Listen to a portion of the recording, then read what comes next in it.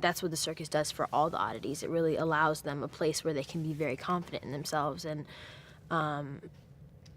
they respect each other and love each other, and it gives them a safe space to be, which is really nice. Anne and Philip, fall in love. And it's basically, it's that kind of that tragic love story in a sense of like, there's always the factor of them not being able to be together because of literally the color of their skin. At the time, that was 120% not allowed. And it was, in fact, very dangerous. So the entire time, they're exchanging just looks. They don't even touch each other. They just look at each other. And even that is like hard for them to do, especially her, because she knows she's lived this her whole life, is,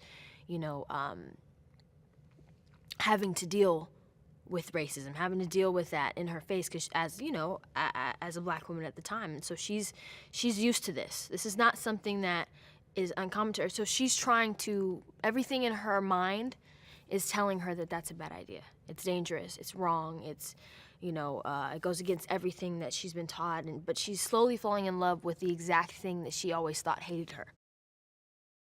Ben and Justin are incredible. Okay, they are young, they're fresh, they understand, music so well. And I think what's so cool about this is, even though it's set in the 1800s, right? And even though, it is a musical, and musicals kind of have their own sound, there's something about this one musically that is very modern and contemporary. Like, you could re-record any of these and it could go on the radio, as a pop song. And I think that that's kind of cool because it blends, then and now, and makes it understandable, tangible for people now. The dancing. I'm pretty sure hip-hop wasn't a thing yet, but there's lots of hip-hop dancing in this, which I think is really dope. Every word reflects what these characters are going through, what they're feeling, and so when you're singing them, you can really fall into the character, because it's just so, everything that they're feeling, it just is coming out.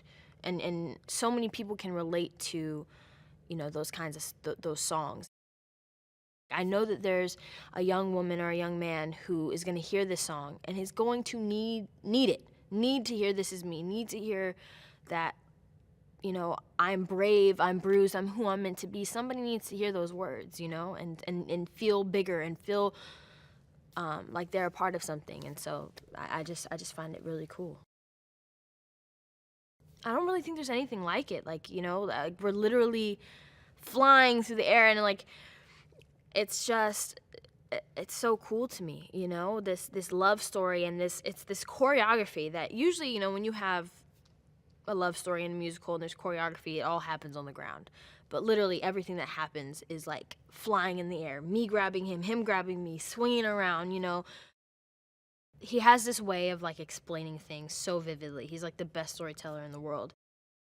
All the costumes are like, custom made costumes, and so beautiful and detailed and colorful, and and when it all comes together, somehow it all matches. It's weird, you know what I mean? It all kind of seems to make sense once you see it on camera. I think Hugh is perfect for this because he's so passionate about it. You know what I mean? Like, the passion that he has for the project, I think, is the same passion that P.T. Barnum had for his circus. He literally made this movie happen. He's wanted to create it and make it happen, and that's exactly what Hugh did, is he made this. We wouldn't be here if he hadn't put all his love and energy into the project, from the very beginning all the way through. And so to see him be so passionate about it makes everybody else on set want to work even harder. There's a billion different things that somebody can leave with that, and I just think that, everybody's going to be able to relate to it a different way, and hopefully leave with a very fantastical, magical experience, and just probably leave singing and dancing and,